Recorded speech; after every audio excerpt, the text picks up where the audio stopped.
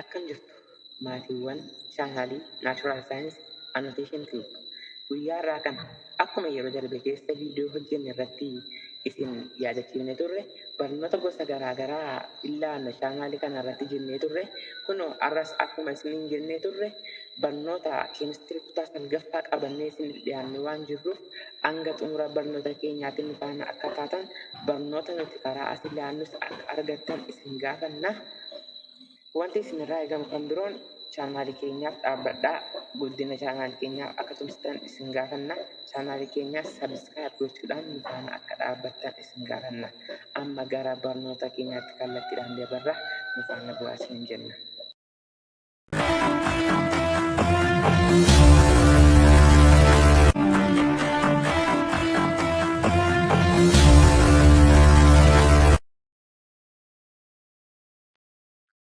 Unit 1 Chemistry and its importance.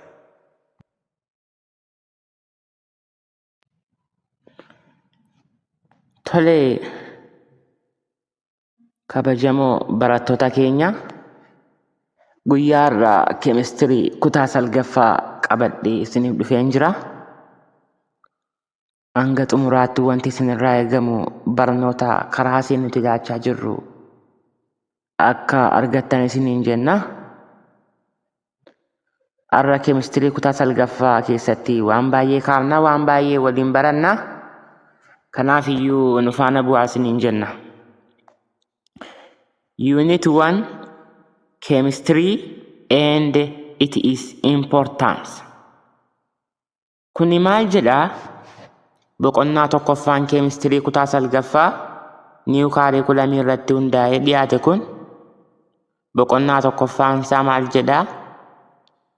Keemistirii fi faayidaa isaa yookiin keemistirii fi barbaachisummaa isaa jedha. Keemistiriin maalii? Keemistiriin maaliif barbaachisaa? Akkasumallee bu'aan isaa maali jennee boqonnaa kana keessatti waliin ni ilaalla. Mee osoo gara importansii yookiin barbaachisummaa keemistiriitiin ceeniin dura keemistiriin maal akka ta'e baruun baay'ee barbaachisaadha. Osoo waa'ee keemistirii hin beekiniin dura barbaachisummaa isaa beekuun gaarummaa hin qabu jechuudha. Kanaaf iyyuu keemistirii maal akka inni ta'e dursinee keessa seennee hiikaa keemistirii beekuun erga waa'ee keemistirii beekne immoo barbaachisummaa isaa faayidaa isaa ni ilaallaa jechuudha. Kanaaf iyyuu amma kallattiidhumaan keemistiriin maal akka ta'e waliin ni ilaallaa jechuudha. Tole, introduction chemistry. Chemistry is a branch of natural science that studies about the structure, composition, and changing properties of matters. Kuni maal jedhaa? Keemistiriin damee saayinsii uumamaa ta'e. Saayinsiin bakka lamatti akka qoodamu beekamaadha. Saayinsii uumamaa fi saayinsii hawaasaati. Saayinsii uumamaa jalatti kan ramadamu keemistiriin kun kan inni qo'atu caasaa, qabiyyee akkasumallee jijjiirama amalaa maatirii. Maatiriin jijjiirama garaagaraa ni agarsiisa jechuudha. Jijjiirama maatirii kana caasaa isaa, qabiyyee isaa kan qo'atu keemistiriidha jechuudha. Chemistry studies the smallest part of matter. That means atom or along with its all properties to the large materials, example gold, silver, iron, etc. and their properties. Kun maal jechuudha? Chemistry'n kan inni qo'atu akkuma kutaa gadii keessatti barachaa turtan maateriin caasaa partiklii xixinnaa irraa uumame qaba. Partiklii xixinnaa maateriin irraa uumame kun atomii jedhama. Atomiin kun waan xinnoo maateriin irraa uumamedha jechuudha. Maateriin immoo akkuma kanaan dura barachaa turtan saayinsii waliigalaa keessattis barachaa turuun keessan ni yaadatama. Maaterii jechuun wanta hanga mataa isaa qabuu fi qabee mataa isaa qabu jechuudha. Wanta bakka qabachuu danda'u maaterii jennee waamna. Keemistiriin immoo waa'ee caasaa maateriin irraa uumame kana, partiklii maateriin irraa uumame kana, isa partiklii maaterii irraa uumame kana caasaa xinnoo atomii jedhamtu sanarraa kaasee hanga wantoota gurguddaa, maateriyaalota gurguddaa kanneen akka gooldi, silver, iron, kanneen akka warqee, kanneen akka meetii, kanneen akka ayirinii kana amala isaanii ni qo'ata jechuudha. Maaloon keemistiriin. Along with it is all properties. Chemistry also studies the intermolecular forces that provide matter the general properties and the interactions between substances through the chemical reactions. Akkasumallee chemistry'n kan inni qo'atu intermolecular forces yookiin humna moolaakiilii gara keessaa yookiin maaterii amala waliigalaa maaterii kan qo'atu maalodha? Keemistiriidha jechuudha. Interakshinii isaan gidduutti ta'ullee sabistaansii gosa garaagaraa jira. Sabistaansii sana keessatti illee gosa garaagaraa jiran sana keessatti interakshinii yookiin wal nyaatinsa isaan keessatti ta'u wal fudhannaa isaanii illee kan qo'atu maalodha? Damee saayinsii uumamaa keessaa keemistiriidha jechuudha. Amma hiikaa keemistirii difinishinii isaa hubanneerra. Kanaaf iyyuu barbaachisummaa isaa, faayidaa isaa, bu'aa inni teekinooloojii keessatti qabu, bu'aa inni wantoota garaagaraa keessatti qabu hubachuun nu rakkisu jechuudha. Hiikaa keemistirii barreerra waan ta'eef barbaachisummaa isaa, bu'aa isaa hubachuun nu rakkisu jechuudha. Kanaaf iyyuu amma gara barbaachisummaa keemistirii, keemistiriin maal akka inni ta'e immoo bal'inaan ni ilaallaa jechuudha. Tole, chemistry and its importance. Fakkii kana gararraa akkuma mul'atutti keemistiriin handhuura yookiin koorii ta'ee jira jechuudha. Warreen isa marsanii argamaniif. Warreen isa marsanii argaman kun immoo agriculture, building construction, medicine and food production. Keemistiriin hariiroo kanneen kana hundaa waliin qabaa jechuudha. Kanneen kana qofa osoo hin ta'in warreen kun warreen akka meeniitti yookiin warreen akka kooriitti kaafaman malee kana qofa miti. Keemistiriin wide subjectidha yookiin subjectii bal'aadha. Warreen kana qofa osoo hin taane saayinsiilee hedduu waliin hariiroo qabaa jechuudha. Fakkeenyaaf agriculture waliin hariiroo guddaa qaba keemistiriin jechuudha. Agriculture waliin hariiroo guddaa qaba. Akkasumallee building construction ijaarsa manneenii keessatti illee keemistiriin gahee olaanaa qaba. Akkasumallee food production oomishni nyaataa akkaataan itti qophaa'u, maaliin akka inni qophaa'u keessatti illee how to prepare food keessatti akkamitti nyaatee akka qophaa'u keessatti keemistiriin faayidaa yookiin bu'aa guddaa qabaa jechuudha. Akkasumallee qoricha oomishuu, how to prepare medicine, how to we use prepare medicine, how to use materials prepare medicine. Materiaalii kan fayyadamnee qoricha oomishnaa, pilaantii moo animaalii moo maal akka inni ta'e kan qo'atu maalodha? Mediisinii keessatti kan qo'atu keemistiriidha jechuudha. Agriculture'n yoo keemistiriidhaan hammatame malee milkaa'uu hin danda'u jechuudha. Akkasumallee building construction chemistry malee milkaa'uu hin danda'u. Akkasumallee oomishi nyaataa keessatti chemistry'n beekumsi chemistry yoo ittiin dabalamu ta'e milkaa'uu hin danda'u. Akkasumallee qoricha oomishuu keessatti beekumsi chemistry cina hin jiru taanaan ofumaati malee medicine iyyuu hin jedhamu jechuudha. Bu'aan chemistry kana qofa osoo hin taane hedduudha jechuudha. Mee bal'inaan waliin ilaallaa jechuudha. Unit outcomes.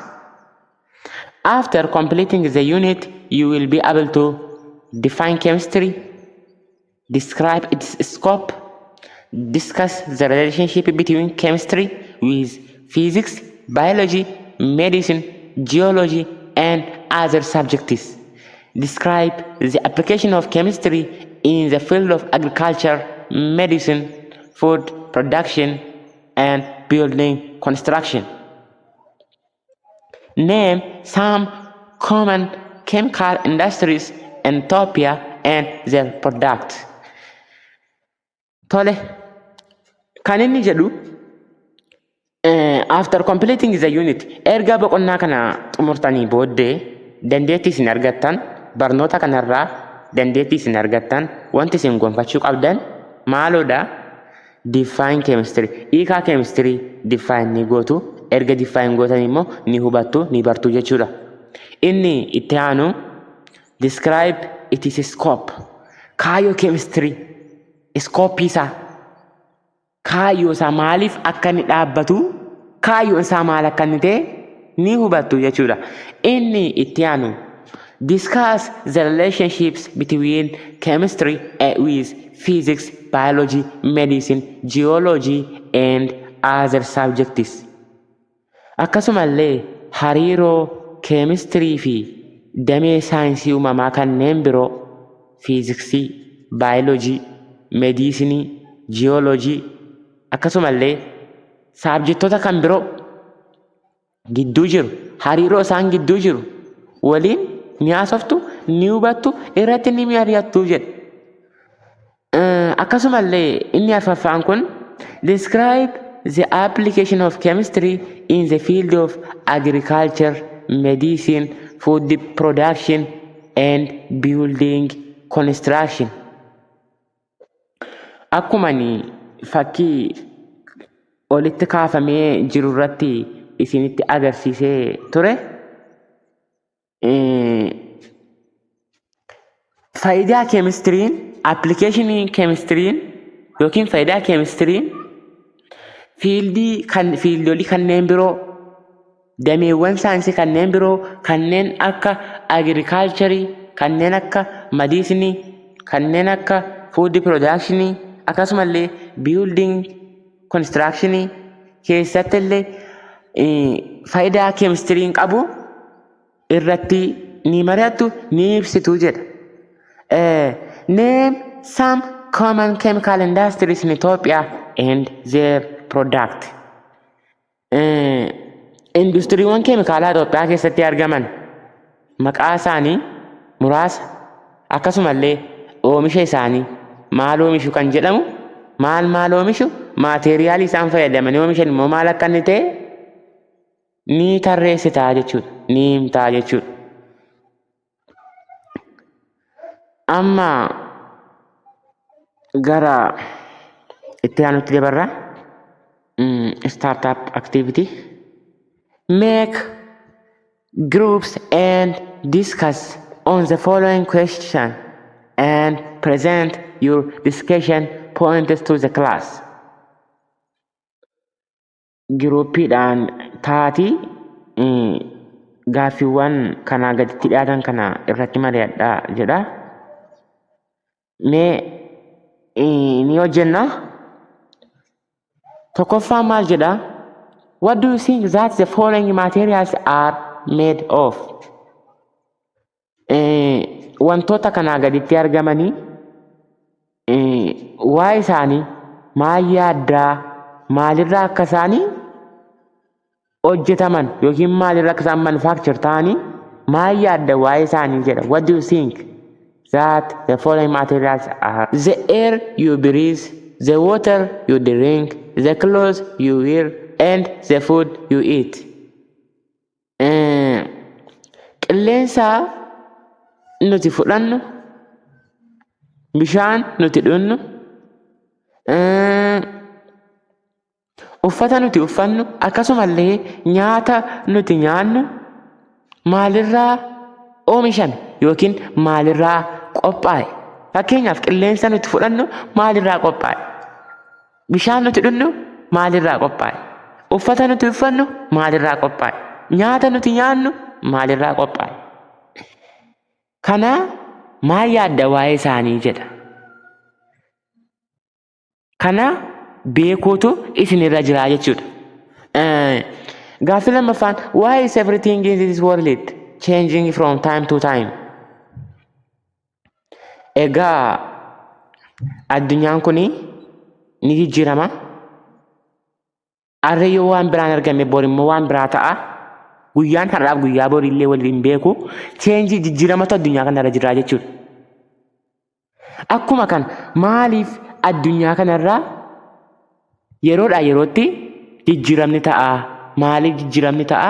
Addunyaan kun maaliif jijjiirama? Yeroodhaa yerootti maaliif jijjiiramni ta'a jedhee isin gaafataa jechuudha. Inni sadaffaan, it is important to know the materials from which everything is made up of. Why? Kun immoo maal jedhaa? Maateriyaaliin tokko wanta inni irraa hojjetame beekuun barbaachisaadha jedha. Maaliif immoo jedha. Fakkeenyaaf dukkaana deemtanii meeshaa wayii bitattu. Meeshaa bitattan sana waan inni irraa hojjetame maalirraa akka inni qophaa'e beekuun isiniif faayidaa qabaa jedha. Maaliif immoodhaa jedha. Kana isinumaaf inni isaa gaaffiina yaaluu hin dandeessu mana keessanitti. Inni arfaffaani, mention some of the materials you are using commonly. Did you know who manufactures them? Kuni maal jedhaa?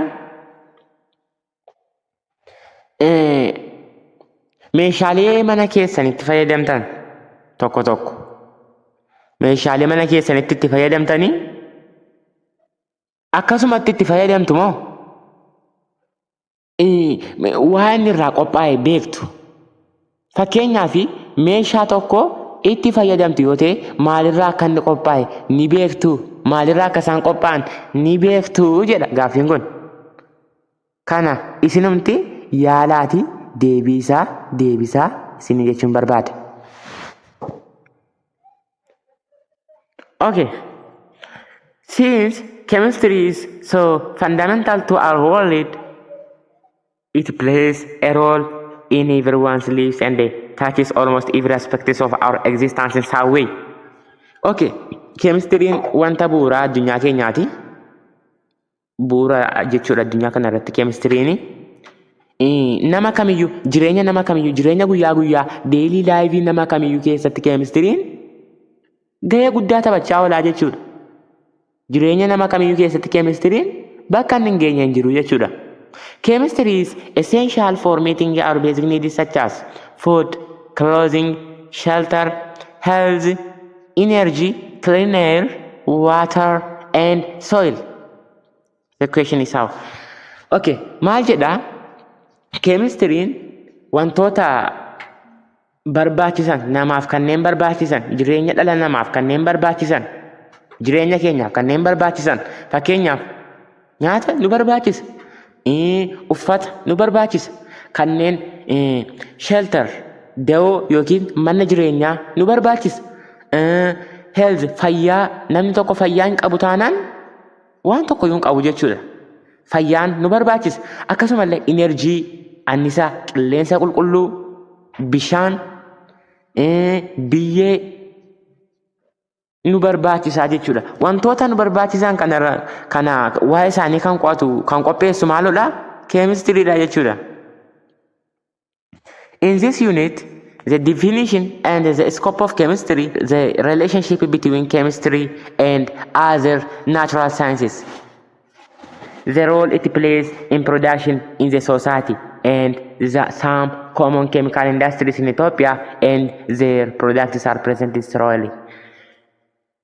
Okay, boqonnaa kana keessatti wanti isin ilaaltanii wanta nuti waliin ilaallu hiikaa keemistirii fi kaayyoo keemistirii akkasumallee hariiroo keemistiriin damee saayinsii uumamaa kanneen biroo wajjin qabu oomisha garaagaraa keessatti gahee keemistiriin taphatu akkasumallee oomishtummaa hawaasaa fi industiriiwwan keemikaalaa Itoophiyaa keessatti argaman fi oomisha isaanii keessatti illee gahee keemistiriin qabu ni ilaalla waliin ni barannaa jechuudha. Okay. 1.1 Definition and scope of chemistry. In this section, two aspects of chemistry are going to be dealt with. The first is definition of chemistry, which will be followed by the scope of chemistry. We shall begin by defining chemistry first. As keessatti chemistry karaa lamaan yookiin aspektii lamaan ilaaluu dandeenya. The first definition of chemistry karaa lamaan chemistry katti ilaalna jechuudha. The first definition of chemistry, which will be followed by the scope of chemistry. Tokko hiikaasaa chemistry yeroo itti ilaallu kaayyoo chemistry hordofuudhaan kaayyoon chemistry maal akka ta'e hordofuudhaan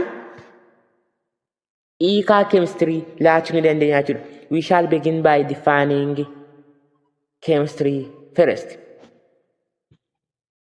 Tole asirratti wantan isinin jechuu barbaadu chemistry'n akka damee saayinsii kanneen biroo akkasumatti tiyoorii yookiin yaada isaa qofaa baranna miti.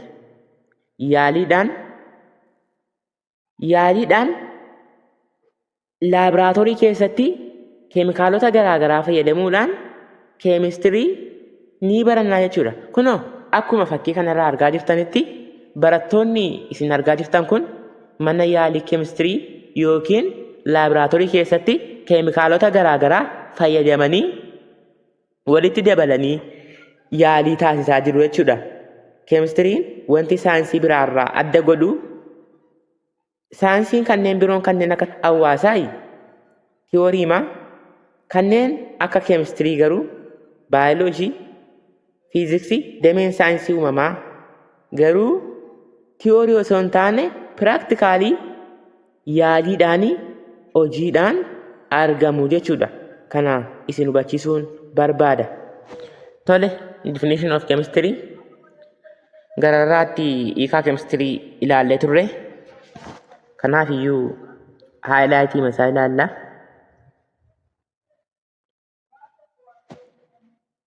Chemistry is the science that deals with properties, composition, and structure of substances, elements, and the compounds, that transformations they undergo, and the energy that released or absorbed during this process. Chemistry ni kan inni qo'atu waa'ee amala qabiyyee caasaa wantoonni kun maal ta'uu danda'u, elementii ta'uu danda'u, akkasumallee compoundii ta'uu danda'u. Akkasumallee daddarbiinsa isaanii fakkeenyaaf enerjii yoo fudhanne enerjiin hin gadhiifama release hin ta'a akkasumallee absorb ta'ee ofitti hin fudhatamaa jechuudha. Yommuu release ta'u yookiin emission yommuu ta'u akkasumallee yommuu absorb ta'u processii kana kan qo'atu maaliyyuu jettanii chemistryidha jechuudha. A substance yookiin wanta. A substance is a particular kind of matter with uniform properties. Substance yookiin wanta jechuun akaakuu maatirii adda addaa amala wal fakkaataa qaban uniform property kanneen amala wal fakkaataa qaban maal jennaa substance jennaa jechuudha. Maatiriin gaa akkuma sila siniin jedhe paartiikilii xixinnoo atomii jedhaman irraa akkuma uumame akaakuu gosa paartikulaarii adda addaa qaba jechuudha. Kaayindi adda addaa qaba. gosa maatirii kanaa kanneen akaakuu maatirii adda addaa ta'anii amala wal fakkaataa qaban kun maal jedhamu? Sabistaansii yookiin wanta jedhamu jechuudha. Fakkeenyaaf warqee, meetii, bishaan, samunaa akkasumallee ashaboo nyaataa yoo fudhannee wanta yookiin sabistaansiidha jechuudha. Fakkeenyaaf warqee yoo fudhannee maatiriidha, bakka hin qabataa, hanga qabaa, qabee mataasaa qabaa jechuudha. Kanaafiyyuu maatirii ta'ee paartikulaarii adda addaa irraa waan ijaarameef kaayindii maatirii adda addaa waan of keessaa qabuu fi sabistaansii jennee waamnaa jechuudha. Akkuma silaa hiikaa maatirii isiniif kaasee ture, matter is a physical substance that which occupies space and possesses rest mass. Example: book, pencil, television, stool, etc. Wantoonni bakka qabachuu fi qabee mataa isaanii qaban bakka hin qabatu occupied space, akkasumallee hanga mataa isaanii fi qabee mataa isaanii kan qaban maal jedhamu? Maatirii jedhamu jechuudha. Kitaaba yoo fudhanne hanga qabaa, qabee qaba, bakka tokko ni kaa'ama, qabee mataasaa qaba, hanga mataasaa qaba jechuudha. Irsaasii, televiziyoon akkasumallee wantoota garaagaraa sabistaansii garaagaraa yoo fudhattanii amma hanga qabaatanii hamma bakka qabaatanitti maal jedhamu? Maatirii jedhamu jechuudha. The property of substance is its attribute, quality or characteristic. Amalli wantootaa kun immoo attribute, quality or characteristic jedhamu jechuudha. Every substance in the universe in which we live has its own properties by which we can distinguish it from other substances. Wanti kamiyyuu yuuniversii nuti irra jiraachaa jirru kana, addunyaa nuti irra jiraachaa jirru kana, wanti kamiyyuu kan irra jiru amala mataa isaatii kan sabistaansii yookiin wanta kan biraarraa ittiin adda ta'u ni qabaa jechuudha. Kunis sabstaansiin kamiyyuu caasaa fi qabiyyee addaa kan mataa isaa qabaa jechuudha. Fakkeenyaaf bishaan yoo fudhanne bishaanni wanta yookiin sabstaansiidha. Bifa hin qabu, boca hin qabu, akkasumallee dhandhama hin qabu jechuudha. Example: water is a substance that has no color, no taste, no shape.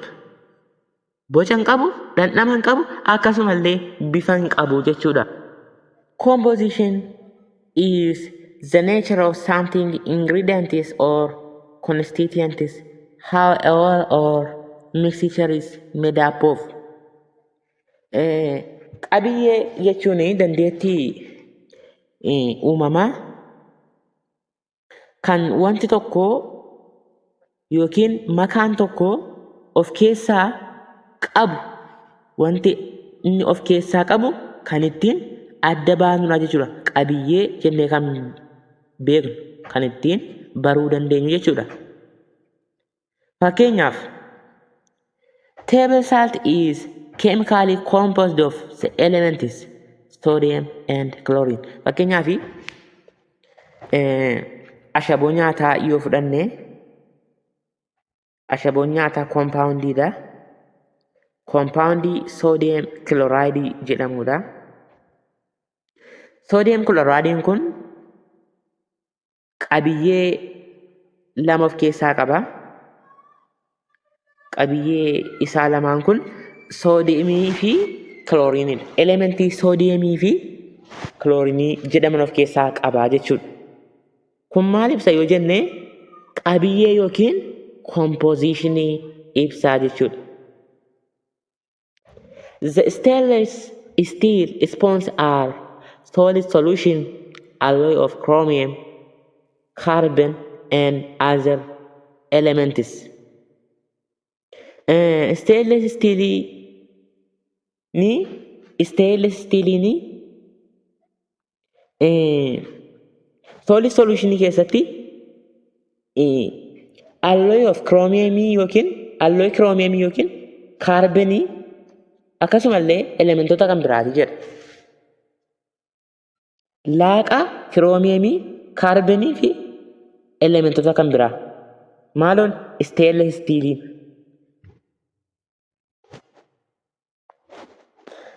The arrangement and the relationships between the parts or elements of something complex is known as it is a structure. Kun maal jechuudha? Sirreeffama yookiin hariiroo gidduu elementootaa jiru keessatti wanti kompleksii ta'e maal jedhama? Structure isaanii jedhama jechuudha. For example, the school buildings are made up of roof, ceiling, doors, windows, walls, and the floor arranged in a certain order. The arrangement of each of these parts are known as the structure of the school building. Fakkeenya figurii tuqaa tokko irratti akkuma arginu irratti substance around us. Substance yookiin wantoota naannoo keenyatti argamanidha. Fakkeenyaaf salt, ashaboo, sulfurii, akkasumallee gold, akkasumallee silver, meetii kaasuu ni dandeenya jechuudha. Warreen kun substanceedha. Caasaa mataa isaanii qabu, qabiyyee mataa isaanii qabu jechuudha.